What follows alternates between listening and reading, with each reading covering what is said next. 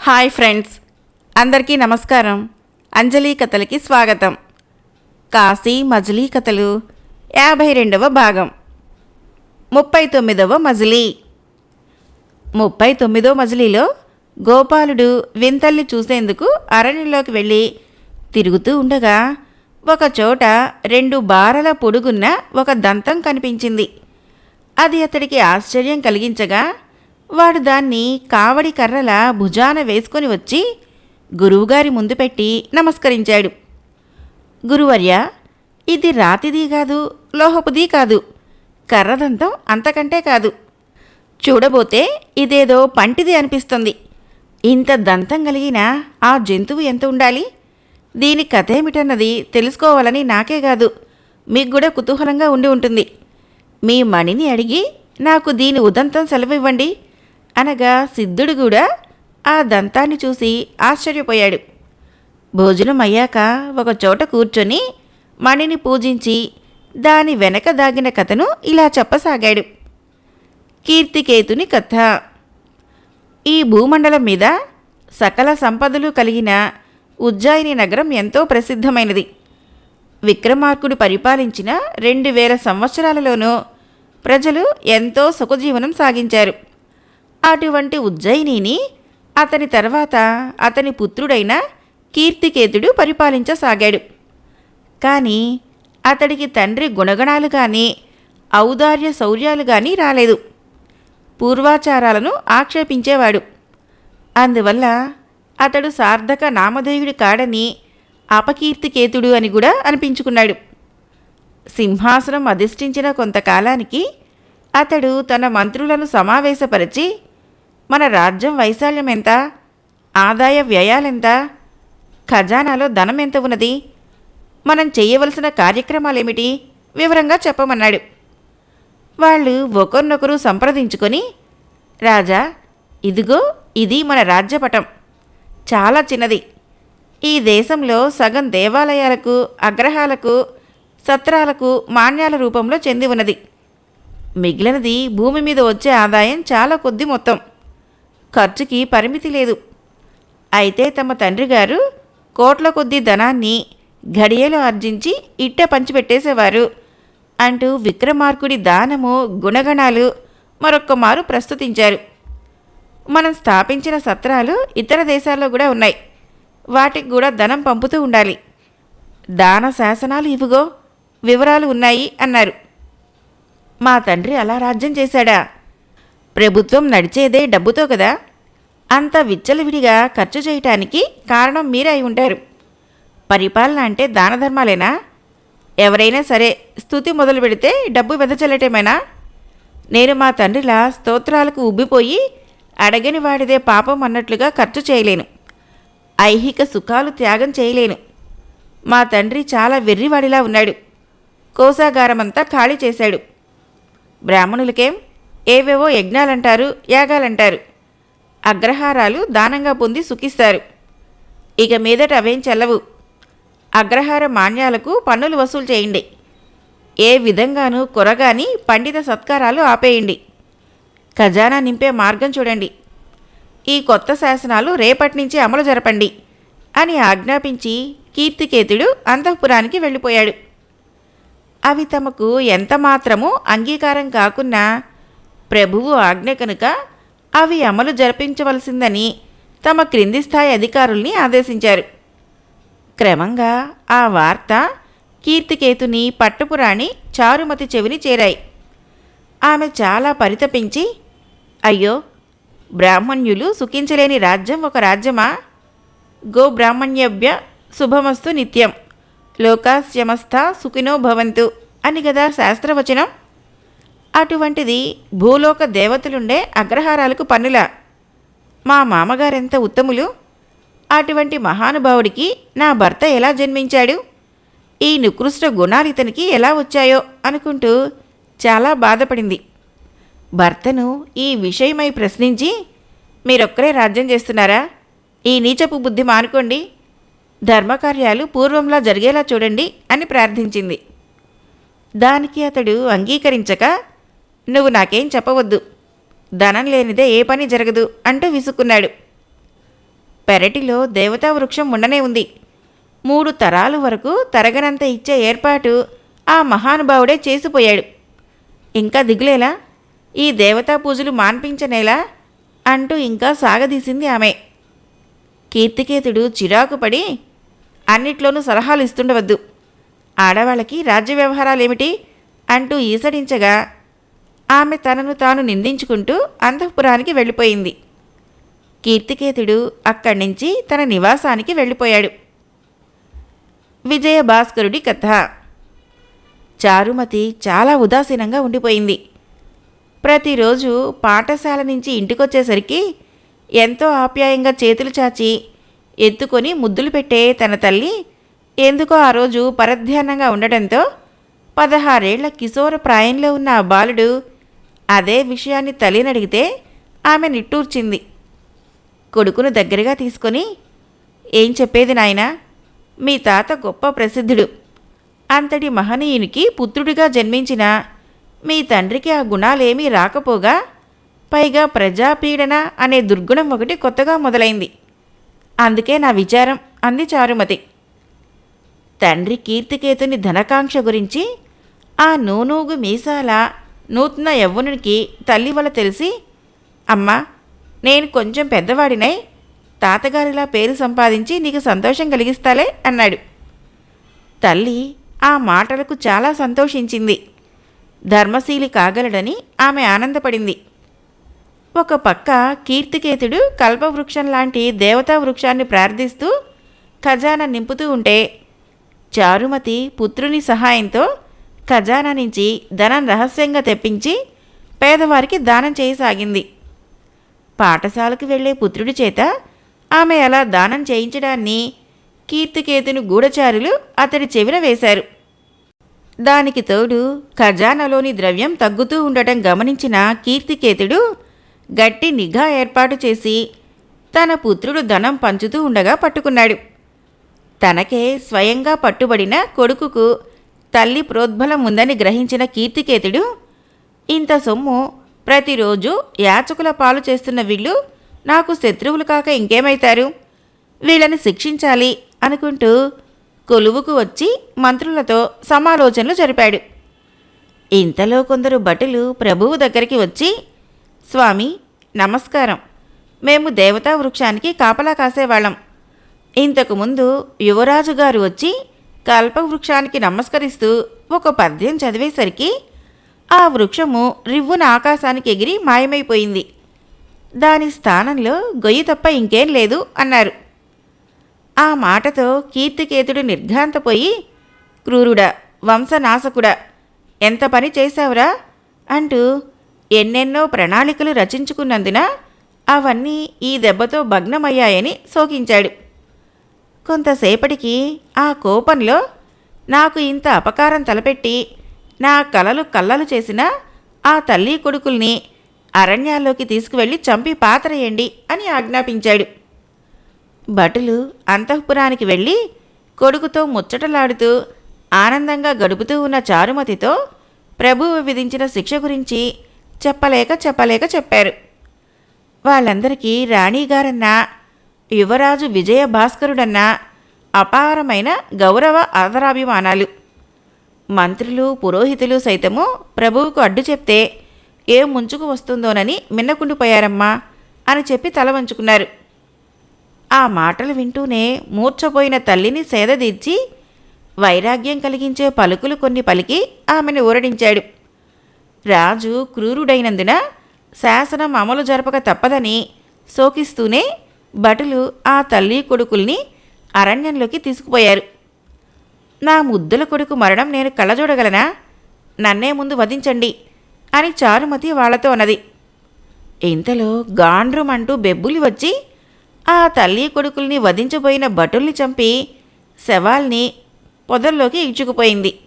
ఈ చిత్రం చూసిన విజయభాస్కరుడు తల్లితో, అమ్మా, ఆయుశేషం ఉంటే ఎవరు ఏమీ చేయలేరనటానికి ఇంతకంటే ఉదాహరణ ఏమిటి అన్నాడు.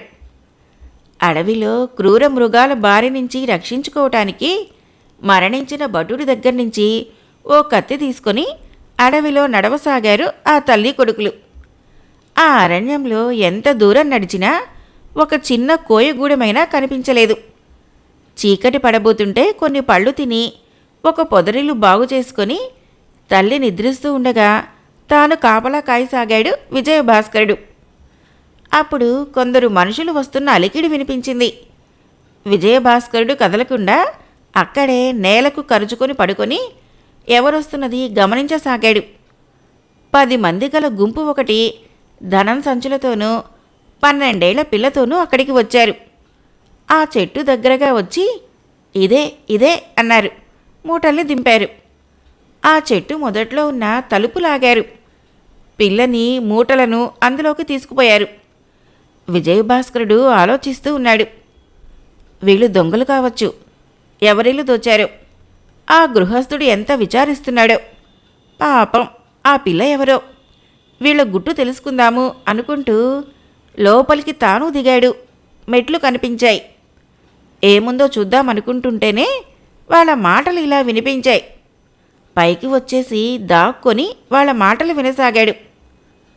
అందులోని కజ్జల ముక్కుడితో నాయకుడు మాట్లాడిన దాన్ని బట్టి లోపల శక్తిదేవత ఉందని, వాళ్ళు దొంగలని, ఆమెను ఆ రాత్రికి బలి ఇద్దామనుకుంటున్నారని విజయభాస్కరుడికి తెలిసింది. దొంగలు అందులో నుంచి బయటికి వచ్చేసి వెళ్ళిపోయినాక ఆ బాలికను కాపాడాలని నిశ్చయించుకుని లోపలికి వెళ్ళాడు. అమ్మవారి విగ్రహం ముందున్న బాలికను కాపాడి బయటకు తీసుకువచ్చాడు. అప్పటికి తెల్లవారగా మేలుకున్న తల్లికి ఆ బాలికను చూపించి ఆమె కూడా రాజకుమార్తెనని చెప్పాడు. ఆమె బాలికను ప్రశ్నించగా, అమ్మా, నా పేరు కలభాషిణి, మహారాష్ట్ర దేశాధిపతి చంద్రగుప్త సౌగంధికల పుత్రికని. మీ మాటలను బట్టి మీరు రాజులేనని తెలిసింది అంది. ఆమెను ఆమె తల్లిదండ్రులకు అప్పగించడానికి నిర్ణయించుకొని కొన్ని రోజులు ప్రయాణించి చంద్రగుప్తుడి నగరానికి చేరుకున్నారు. చాలా దూరం నడిచి రావటం వలన ఓపిక లేక చీకటి పడుతూ ఉండగా ఒక బ్రాహ్మణుడి ఇంటి అరుగు మీద నిద్రించటానికి ఉపక్రమించారు. ఆ ఇంట్లో వాళ్ళు మాట్లాడుకుంటూ ఉంటే వింటున్నాడు విజయభాస్కరుడు. ఆ ఇంట్లో వాళ్ళ మాటల్ని బట్టి తన తాతకు ఇతర దేశాలలోనూ ఎంతో పేరు ప్రఖ్యాతులున్నాయని అర్థమైంది విజయభాస్కరుడికి. అలాగే ఆ ఇంటి వాళ్ళ దారిద్ర్యానికి ఎంతో విచారించాడు. నేను ఈ విప్ర కుటుంబానికి ఏం సాయం చేయాలా అని ఆలోచించసాగాడు. కలభాషిని ఎలాగూ తన దగ్గరే ఉంది కదా, తాను అప్పగించే బదులు ఆ బ్రాహ్మణుడికి అప్పగిస్తే వారికేదో బహుమానం రాజుగారు ఇవ్వకపోతారా? ఆ విధంగా ఆదుకోవచ్చునని గ్రహించిన విజయభాస్కరుడు ఆ ఇంటి తలుపు తట్టి ఆ బ్రాహ్మణుడికి విషయం చెప్పి కలభాషిని తీసుకొని రాజుగారి దగ్గరికి వెళ్ళమని బహుమతిని పొందమని చెప్పాడు. బ్రాహ్మణుడు తన కొడుకును తోడిచ్చి కలభాషిని రాజుగారి దగ్గరికి పంపాడు. అయితే క్షత్రియోచితమైన మాటలేవి ఆ కుర్రవాడి దగ్గర నుంచి వినిపించకపోయేసరికి తన కూతుర్ని తిరిగి తన దగ్గరికి చేర్చిన ఆనందం వల్ల కొంత పారితోషికం ఇచ్చి పంపించేశాడు రాజు. నిజానికి దొంగల బారి నుంచి ఆ బ్రాహ్మణ యువకుడు తన కూతుర్ని కాపాడి ఉండడని, అసలు వారెవరో తెలుసుకోవాలని ఆయన ఉద్దేశం. ఆ ఉద్దేశం గ్రహించేసిన ఆ బ్రాహ్మణ యువకుడు మాయమాటలతో విక్రమార్క మనవుడిని, అతడి తల్లి చారుమతిని తన తల్లి సహాయంతో నూతిలోకి తోసేశాడు. ఈలోగా కూతురి వల్ల అసలు నిజం రాబట్టిన రాజు బ్రాహ్మణునికేదో సాయం దలిచి బహుశా అలా చెప్పించి ఉంటాడని గ్రహించాడు. తీరా అతడొచ్చేసరికి ఆ తల్లి కొడుకు నూతిలో తేలుతూ కనిపించారు. రాజు గబగబా వాణ్ణి పైకి తీయించి, మిమ్మల్ని ఇలా నూతిలోకి తోయించేందెవరు అని అడిగాడు. అందుకు వారు ప్రమాదవశాన పడినట్లు చెప్పారే కానీ తాము ఏ బ్రాహ్మణుడికైతే సహాయం చేసి దారిద్ర్య బాధ నుంచి రక్షించదలిచారో అతని పుత్రుడి వల్లనే తమకి ముప్పు వాటిల్లిందని మాత్రమూ చెప్పలేదు. ఆహా, ఔదార్యంలో విక్రమార్కునికి అన్ని విధాలా ధీటైన మనవుడనిపించుకున్నాడు విజయభాస్కరుడు. రాజు ఎన్నిసార్లు అడిగినా విజయభాస్కరుడు ఒకే విధమైన సమాధానం చెప్పడము, కలభాషిని వృత్తాంతము తనకు తెలియదు అనటంతో బ్రాహ్మణ యువకుడు నిగమశర్మ పంట పండిందనుకున్నాడు.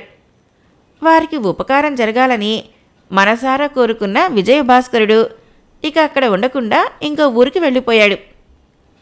కొన్నాళ్లాగి నిగమశర్మ రాజు దగ్గరికి వెళ్ళి, దేవా, తాము ఏమన్నారో ఆ ప్రకారం జరిపించాలి. పుత్రికను అప్పగిస్తే ఆమెనిచ్చి పెళ్లి చేస్తానన్నారు. అటువంటిది ప్రభువులు మీరే మాట తప్పితే ప్రజలేం చేయగలరు అంటూ పాత పాటే పాడటం ప్రారంభించాడు. ఆయనకు తెలుసు నిగమశర్మ ఏమీ రక్షించలేదని. కేవలము బ్రాహ్మణులంటే అభిమానం వల్ల అతన్ని ఉపేక్షించాడు. అప్పటికీ ఆయన శాంతంగా, నీ మాటలు అసందర్భంగా ఉన్నాయి. నేను మా కలభాషిని అడిగితే తనను రక్షించిన వాడివి నువ్వు కావని చెప్తుంది అన్నాడు. నేను బ్రాహ్మణ కుమారుణ్ణి కదా, నన్ను పెళ్లాడటం ఇష్టం లేక ఆమె అలా అంటుందేమో. సరే, మీరే అడిగారు కదా. ఆమెను రక్షించాడంటున్న కుర్రవాడు మా ఇంటి వద్దే ఉన్నప్పుడు విచారించారు. ఆ కుర్రవాడు తనకేం తెలియదని ఊరొదిలిపోయి కూడా చాలా రోజులైంది అని కూడా నిగమశర్మ తనని తాను సమర్థించుకున్నాడు. అప్పుడు ఆ రాజు ఇంకోసారి కూతురి దగ్గరికి వెళ్ళి, అమ్మాయి, ఈ నిగమశర్మ ఇలా అంటున్నాడు, నిజం చెప్పు అని అడగ్గా, తండ్రి, నేను నీతో అబద్ధం ఆడతానా? ఆ తల్లి కొడుకులతో కలిసి 4 రోజులు ప్రయాణం చేసి వచ్చిన దాన్ని. ఆ రోజు రాత్రి సత్రం మరుగు మీద పడుకొని బ్రాహ్మణుల పంచన ఉండటము, వాళ్ళ దారిద్ర్యము కళ్ళారా చూడటం వలన అది తీర్చాలని, అందుకు ఏదైనా చేయాలని ఆ కొడుకు తల్లితో చెబుతూ ఉండగా నేను విన్నాను. ఆ తర్వాత నన్నీ నిగమశర్మ నీకు అప్పగించి ఏం చెప్పాడో, తర్వాత పరిణామాలేమిటో నేనేమీ ఎరగను అంది కలభాషిని. రాజుకు కొంత అర్థమయ్యి కొంత అర్థం కాక సందేహాస్పదంగా ఉండటంతో నిజం రాబట్టాలని రాజు గూఢాచారుల్ని పెట్టాడు. ఆ సమయంలో నిగమశర్మ నేను ఆమెకు తగనివాడినని రాజే ఆ పిల్ల చేత అబద్ధాలాడిస్తున్నాడు అంటూ ప్రచారం చేయసాగాడు. అది అలా ఉండగా ఆనాటి రోజు రాత్రి దొంగలు తమ గమ్యస్థానానికి వెళ్ళి తిరిగి వచ్చి బాలికను బలి ఇవ్వజూశారు. ఆమె జాడ లేకపోయేసరికి అక్కడ కనపడ్డ గుర్తుల్ని బట్టి మన రహస్య స్థావరం సంగతి ఎవరికో తెలిసిపోయింది. ధనం ముట్టకుండా కేవలం బాలికనే తీసుకుపోయారంటే వాళ్లకు సంబంధించిన బంధువులో ఎవరు అయి ఉంటారు. అందువల్ల వాళ్ళెవరన్నది మనం కనుక్కొని అంతం చేయాల్సిందే, లేకుంటే మన రహస్యం బయటపడిపోగలదు అనుకున్నారు. వాళ్ళు బిచ్చగాళ్ల వేషంలో బయలుదేరి రాజధాని వీధులలో తిరగసాగారు.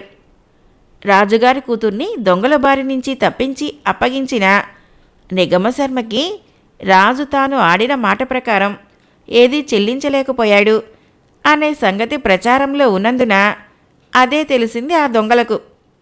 అప్పుడు వాళ్ళు మళ్ళీ వేషాలు మార్చి శ్రేయోభిలాషులైన పౌరుల్లా అతడి దగ్గరికి వెళ్ళారు. నువ్వు వీరుడివి, సూర్యుడివి, ధైర్యవంతుడివి, రాజుగారి కూతుర్ని దొంగల బారి నుంచి కాపాడిన ధీరుడివి, ధీశాలివి అని పొగిడి, అవును గాని నువ్వంతటి సాహసాన్ని చేయగా రాజు మాట తప్పితే ఊరుకున్నావేం? నీ వీరత్వం ప్రదర్శించలేకపోయావా అంటూ మెల్లగా మాటల్లోకి దింపారు. నేను ఊరుకుంటాననుకుంటున్నారా ఏం? కొన్ని రోజుల పాటు చూస్తానంతే అన్నాడు నిగమశర్మ బింకంగా. ఆ దొంగల నివాస స్థానం ఏది?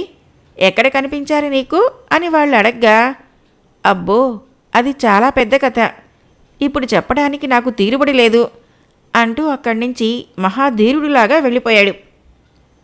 దాంతో తమ గుట్టు తెలుసుకున్నది వాడేనని దొంగలు అపోహపడి వాణ్ణే అమ్మవారి ముందు బలి ఇద్దామని నిశ్చయించుకున్నారు. ఆ రాత్రికే వాళ్ళు సకుటుంబంగా అతన్ని అపహరించి తమ స్థావరంలోని మహాశక్తి మాత విగ్రహం ఎదుట కట్టిపారేశారు. ఓరి, మా గుట్టు తెలుసుకొని మా ఇంటనున్న బాలికను ఇక్కడి నుంచి తప్పించావు. అమ్మవారికి నైవేద్యంగా తెచ్చిన దాన్ని కాకుండా చేశావు. ఆ దేవత ఆహారం చెడగొట్టిన పాపం ఊరికే పోతుందా? మిమ్మల్ని అందరినీ బలిచ్చేస్తాం, మీ ఇష్టదైవాన్ని తలుచుకోండి అని కత్తులు ఎత్తేసరికి నిగమశర్మ గడగడా వణుకుతూ, బాబులారా, నేను నిజంగా ఏమీ ఎరగను. ఒక చిన్నవాడు ఆమెను మా ఇంటికి తీసుకువచ్చి రాజుగారికి అప్పగించమన్నాడు. ధనాస కొద్దీ నేనే ఆ పిల్లను తీసుకువచ్చినట్లు బొంకాను. అయితే ఆ రాచవారి చిన్నది తన తండ్రితో నిజం చెప్పేసింది. అందువలనే కాబోలు ప్రభువుకు మా మాటల మీద నమ్మకం కలగలేదు. ఇది ముమ్మాటికి నిజం. మేము నిరపరాధులం, మమ్మల్ని చంపకండి, రక్షించండి అంటూ దీనాతి దీనంగా ప్రార్థించాడు. ఇంతలో వద్దు వద్దు, వీరిని చంపకండి, నేను ఇక నుంచి మాంసం తినను, కందమూలాలే భుజిస్తాను, నా ఎదుట జీవహింస చేయకండి అని మహాశక్తిదేవి కూడా పలికింది. దొంగలు కత్తులు అక్కడ పడవేసి, మా తల్లి దయ వల్ల మీరు బతికిపోయారు, మిమ్మల్ని ఇక్కడి నుంచి కదలనివ్వక పశువులా కట్టేసి మేపుతూ ఉంటాం అని చెప్పి అలాగే చేయసాగారు. అంతవరకు చెప్పి తర్వాత కథను తదుపరి మజిలీలో చెప్తానన్నాడు మణిసిద్ధుడు. కాశీ మజిలీ కథలు 52వ భాగం సమాప్తం. ఫ్రెండ్స్, నా కథలు నచ్చినట్లయితే మన ఛానల్ని తప్పకుండా సబ్స్క్రైబ్ చేయండి, లైక్ చేయండి, షేర్ చేయండి, కామెంట్ చేయండి. Thank you.